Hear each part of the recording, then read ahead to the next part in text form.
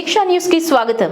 వివరాల్లోకి వెళితే రాష్ట్ర సర్వతోముఖాభివృద్ధిని కోరుకుంటూ రాష్ట్ర ప్రభుత్వం దేవాదాయ శాఖ ఆధ్వర్యంలో విజయవాడ ఇందిరాగాంధీ మున్సిపల్ స్టేడియంలో 6 రోజుల పాటు నిర్వహించిన రాజశ్యామల యాగం ఈ రోజు పూర్ణాహుతితో పరిసమాప్తమైంది. ముఖ్యమంత్రి వైఎస్ జగన్మోహన్ రెడ్డి అఖండ పూర్ణాహుతి కార్యక్రమంలో పాల్గొన్నారు.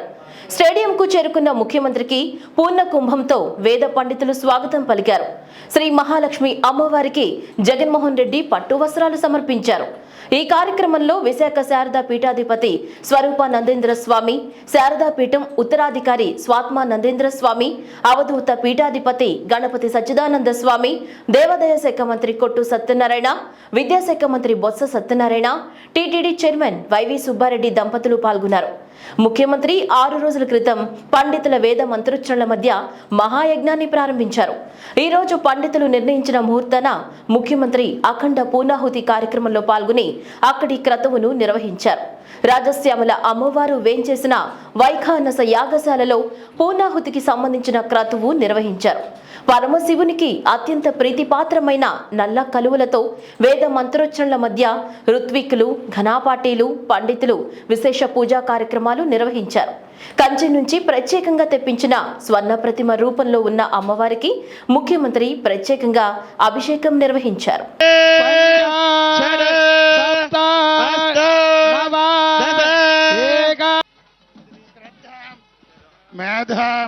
అధికార సిద్ధిరస్తు మనోవాంఛిత బల సిద్ధిరస్తు. స్వస్తి మేస్తు వనస్పతే ఏకాదశ ద్వాదశ పద్మదేవేం శరణమహం ప్రపద్యే లక్ష్మీర్మేనత్యదాన్ స్వాం వృణే. బిఆర్ అంబేద్కర్ కోనసీమ జిల్లా కాజులూరు మండలం గొల్లపాలెం గ్రామంలోని అంగన్వాడీ కేంద్రంలో ప్రమాదవశాత్తు బాలుడు మరణించిన ఘటనపై రాష్ట్ర బీసీ సంక్షేమం, సమాచార, పౌర సంబంధాల శాఖ మంత్రి చెల్లుబోయిన శ్రీనివాస వేణుగోపాలకృష్ణ దిగ్భ్రాంతి వ్యక్తం చేశారు. కాట్రేని కోనలో వైఎస్ఆర్ మత్స్యకార భరోసా కార్యక్రమంలో పాల్గొన్న మంత్రి హుటాహుటిన సంఘటనా స్థలానికి చేరుకుని పరిస్థితిని సమీక్షించారు. ఈ సందర్భంగా ఆయన మీడియాతో మాట్లాడుతూ ఈ సంఘటనపై దర్యాప్తు పూర్తి స్థాయిలో జరుగుతుందని చెప్పారు. ఆధారాలతో నివేదికను త్వరలో రాబట్టడం జరుగుతుందన్నారు. బాధిత కుటుంబానికి ఆదుకునే విధంగా ప్రభుత్వ పరంగా అన్ని విధాల సహకారం ఉంటుందని మంత్రి శ్రీనివాస్ వేణుగోపాలకృష్ణ తెలిపారు. అత్యంత బాధాకరము, విచారకరమైనటువంటి సంఘటన. ఈరోజు అంగన్వాడీ హెల్పర్ ఈ కేంద్రాన్ని ఓపెన్ చేసి ప్రస్తుత వాస్తవాలు పిల్లల కోసం వెళ్ళిందని ఆ సమయంలో కొంతమంది పిల్లలు దాంట్లో ప్రవేశించడం, ఏదైతే వెయిట్ చెక్ చేసేటువంటి మిషన్కి హ్యాంగ్ అయినటువంటి రోప్ కుర్రవాడి మెడకి తగిలి మరణించినట్టు చాలా బాధాకరం. ఆ తల్లిదండ్రుల యొక్క ఆవేదన. ఇమీడియట్ గా వారి తాతగారు వచ్చి వారిని హాస్పిటల్ తీసుకెళ్ళినప్పటికే ఆ అబ్బాయి మరణించారని చెప్తున్నారు. ఏదేమైనా దీని మీద పూర్తి స్థాయి దర్యాప్తు చేసి వాస్తవాలు వెలికి తీసి అందులో అంగన్వాడీ సంబంధించిన వారి నిర్లక్ష్యం ఉందా దాని మీద కూడా విచారణ చేసి చర్యలు తీసుకోవడం కోసం ఆ కుటుంబాన్ని ఆదుకోవడానికి నా వంతుగా ఏ రకంగా వాళ్ళకి సహాయపడాలి వారికి ప్రభుత్వ పరంగాను లేదా ముఖ్యమంత్రి గారి దృష్టికి తీసుకెళ్లి ఆ రకంగా కూడా ఆలోచన చేసి. తిరుపతి గంగమ్మ జాతర ఘనంగా ముగిసింది. విశ్వరూప దర్శనంతో జాతర ముగిసింది. విశ్వరూపంలో చెంప నరికిన తర్వాత మట్టి కోసం ఎగబడ్డారు భక్తులు. విశ్వరూప దర్శనాన్ని వేలాదిగా భక్తులు తిలకించారు. వారం రోజుల పాటు వివిధ వేషధారణలతో భక్తులు అమ్మవారికి మొక్కులు తీర్చుకున్నారు.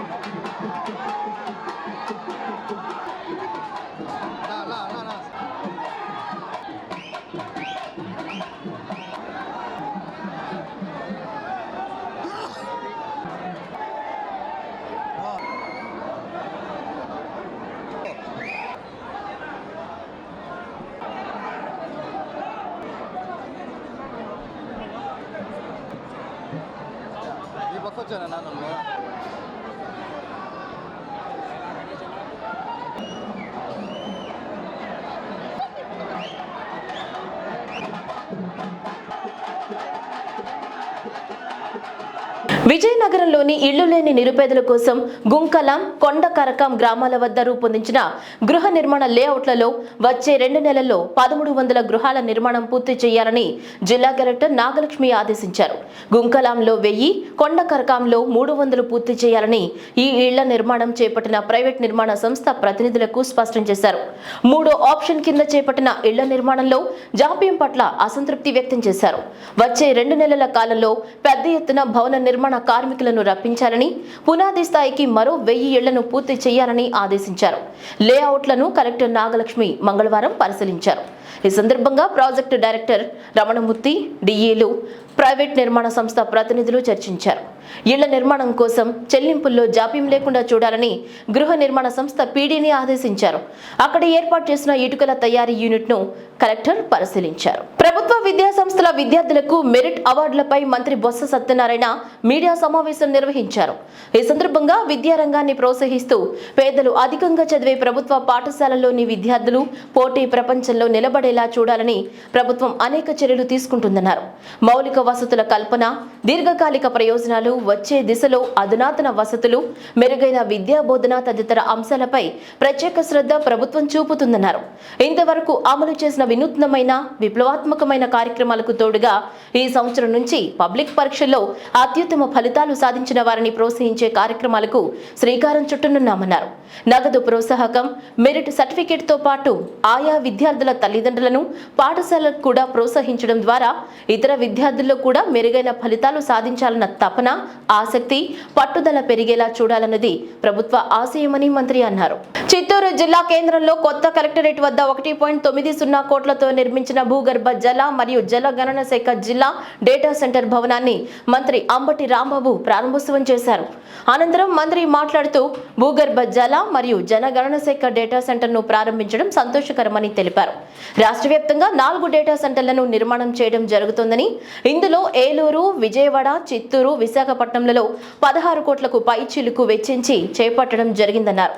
భూగర్భ జలాలకు సంబంధించిన వివరాలన్నింటినీ ఈ కేంద్రం నుంచి పొందవచ్చన్నారు.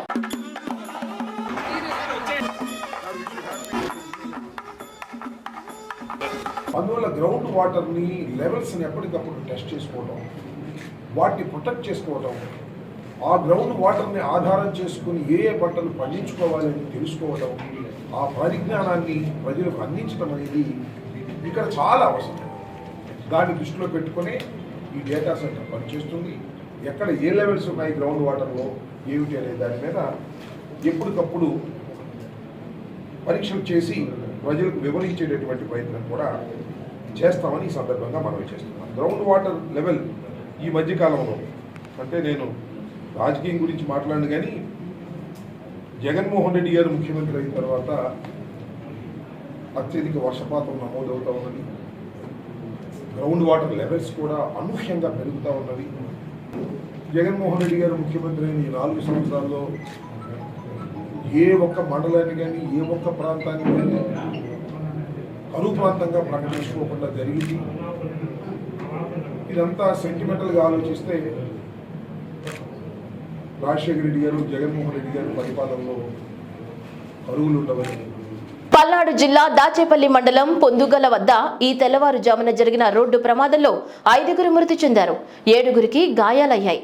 దామరచర్ల మండలం నరసాపురం గ్రామం నుంచి గురజాల మండలం పులిపాడుకు కూలీలతో వెళుతున్న ఆటోను ఎదురుగా వస్తున్న లారీ ఢీకొనడంతో ఆటోలో ప్రయాణిస్తున్న 5గురు అక్కడికక్కడే మరణించారు. గాయపడ్డ వారిని 108 వాహనంలో గురజాల ప్రభుత్వ ఆసుపత్రికి తరలించారు. హుటాహుటిన పోలీసులు సంఘటనా స్థలానికి చేరుకుని సహాయక చర్యలు చేపట్టారు.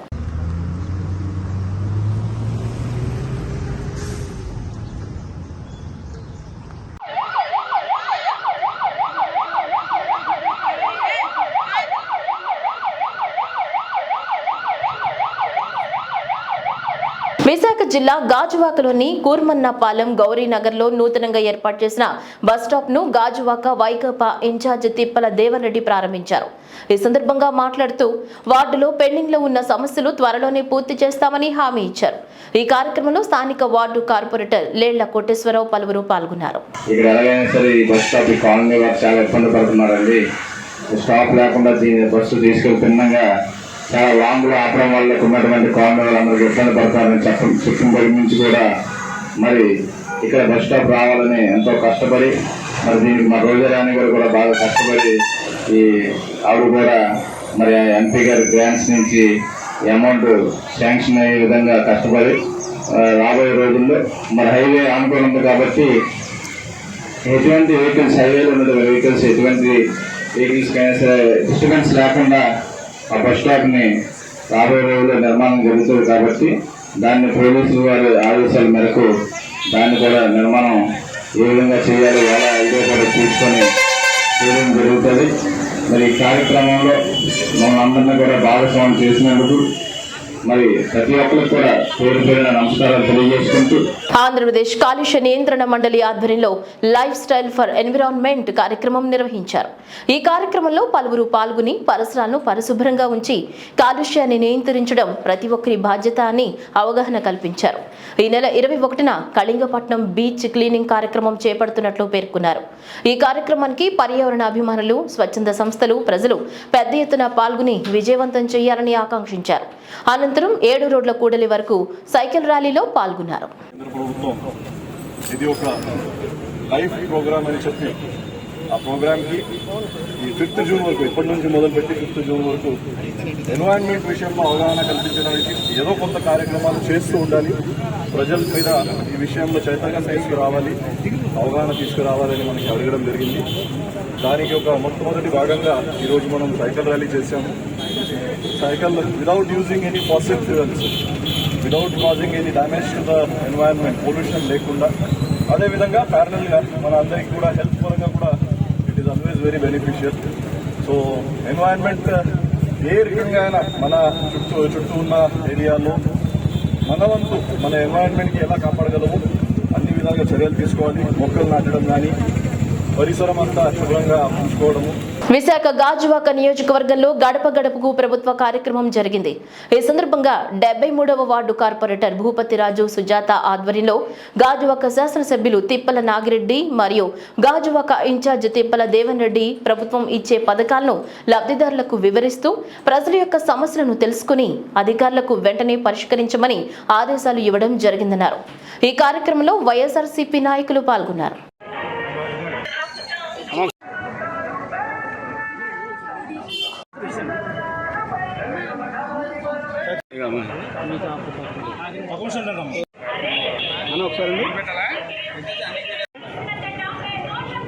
ఈ సచివాలయంలో ఉన్నటువంటి ఈ వార్డులకు ఉన్నటువంటి సమస్యలన్నీ కూడా డోర్ టు డోర్ తిరిగినప్పుడు గడప గడపకి వైఎస్ఆర్ ప్రభుత్వం అనే కార్యక్రమంలో జగన్ గారి ఆదేశాల ప్రకారంగా తిరగడం అనేది జరుగుతుంది.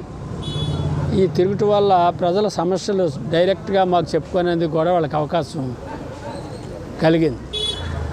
మా ఇంటికి రావడమో కార్పొరేటర్ ఇంటికి రావడం కాకుండా వాళ్ళ ఇంటి దగ్గరికి మేము వెళ్ళి ఈ సంక్షేమ పథకాలు అందినవన్నీ కూడా పాంప్లెట్లు ముద్రించి ఇవన్నీ కూడా చదివి వినిపించి ఈ అందాయా లేదని అడిగినప్పుడు అందాయి బాబు అని చెప్పడం, అందలేనటువంటి వాళ్ళు ఎవరైనా ఉంటే వాళ్ళు మాకు అందలేదు అని చెప్తే అక్కడ ఉన్నటువంటి సిబ్బంది, మున్సిపాలిటీ సిబ్బంది అవ్వచ్చు, సచివాలయ సిబ్బంది అవ్వచ్చు, అన్ని డిపార్ట్మెంట్లు కూడా వెనకాల తిరుగుతున్నారు కనుక వాళ్ళందరూ కూడా నోట్ చేసుకొని అందలేనటువంటి వాళ్ళకి ఎవరికైనా ఉంటే ఇల్లు కానీ సంక్షేమ పథకాలు కానీ వాళ్ళకి ఎలిజిబిలిటీ ఉంటే ఖచ్చితంగా అందరికీ కూడా అందిస్తామని చెప్పడం జరుగుతుంది.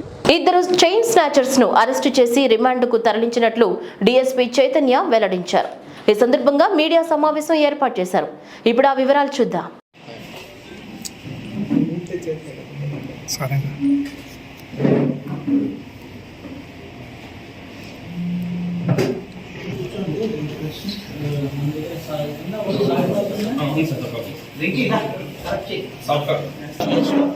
ఎంత అమౌంట్ ఎంత ఫిక్స్ చేశారు రాజశ్రీ ఎస్పీ ఐపీఎస్ కోడూరు సర్కిల్లో ఉన్నటువంటి స్టేషన్ అయినటువంటి ఓబులవారిపల్లి పిఎస్లో మే నెల 11వ తేదీన మధ్యాహ్నం 12:30కి ఒక మహిళ దగ్గర నుంచి ఆవిడ వెళ్తున్నప్పుడు ఆవిడ దగ్గర ఆకస్మికంగా రోడ్డు మీద ఆపి ఆవిడ మెడలో ఉన్న చైన్ దొంగతనం చేయడం జరిగిందని, దీని మీద మహిళ దగ్గర నుంచి కంప్లైంట్ తీసుకొని దగ్గరలో ఉన్నటువంటి అన్ని సీసీ కెమెరాలు కూడా వెరిఫై చేయడం జరిగింది ఎస్ఐ గారు.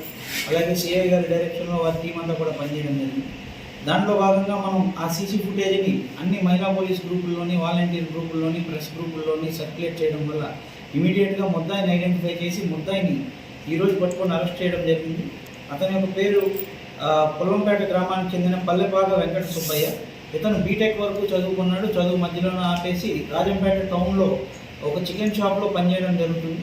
ఇతను గత 3 మా యొక్క ఎంక్వైరీలో ఇతను గత 3 సంవత్సరాల నుంచి కూడా ఇదే రకంగా చైన్ స్నాచింగ్లో పాల్పడుతున్నట్టుగా తెలిసింది. గడప గడపకు గ్రేస్ ఫౌండేషన్ కార్యక్రమంలో భాగంగా బాపట్ల జిల్లా వేమూరు గ్రామంలో మోపర్తి జ్యోతి ప్రశాంత్ గత కొంతకాలంగా అనారోగ్యంతో బాధపడుతున్నాడని విషయం తెలుసుకున్న గ్రేస్ ఫౌండేషన్ అధినేత కైతేపల్లి శాలెం రాజు మానవత్వం చాటుకున్నారు. బాధితుడిని పరామర్శించి ఆర్థిక సహాయం అందజేసి దాతృత్వాన్ని చాటుకున్నారు. ఈ సందర్భంగా శాలెం రాజు మాట్లాడుతూ ప్రతి పేద కుటుంబానికి గ్రేస్ ఫౌండేషన్ అండగా ఉంటుందని అన్నారు. ఈ కార్యక్రమంలో గ్రేస్ ఫౌండేషన్ సభ్యులు పాల్గొన్నారు. గ్రేస్ ఫౌండేషన్ మనకి దేవుడు ఇచ్చిందంటూ ఎవరి దగ్గర శనివేంద్రం పెట్టిన కూడా సార్ ఎవరికైనా బాగాలేదని తెలిస్తే ఈ వార్తలు ఇంతటితో సమాప్తం.